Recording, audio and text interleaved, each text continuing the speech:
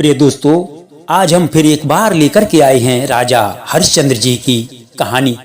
कौन थे राजा हरिश्चंद्र? तो दोस्तों आइए बताते हैं आपको कौन थे राजा हरिश्चंद्र। अयोध्या के राजा हरिश्चंद्र जी बहुत ही सत्यवादी और धर्मपरायण राजा थे।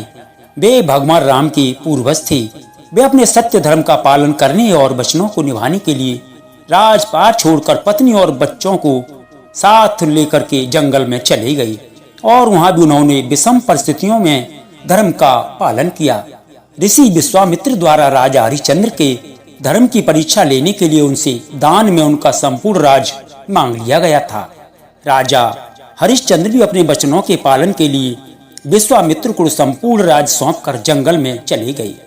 दान में राज्य मांगने के बाद ही विश्वामित्र ने उनका पीछा नहीं छोड़ा और उनसे दक्षिणा भी मांगने लगे।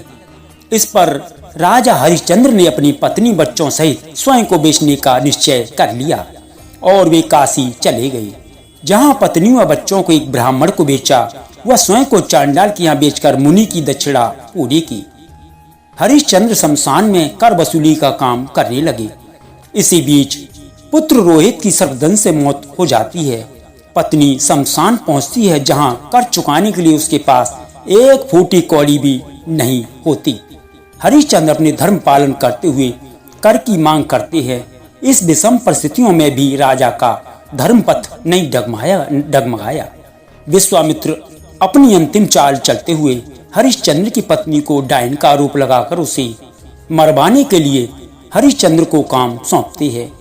इस पर हरिश्चंद्र आंखों पर पट्टी बांधकर जैसे ही वार करते हैं, स्वयं सत्यदेव प्रकट होकर उसे बचाते हैं। वही विश्वामित्र भी हरिश्चंद्र के सत्य पालन धर्म से प्रसन्न होकर सारा साम्राज्य वापस कर देते हैं। हरिश्चंद्र के शासन में जनता सभी प्रकार से सुखी और शांतिपूर्ण से रहती थी, यथा राजा तथा प्रजा। दोस्तों, ऐसे थे राजा हरिश्चंद्र।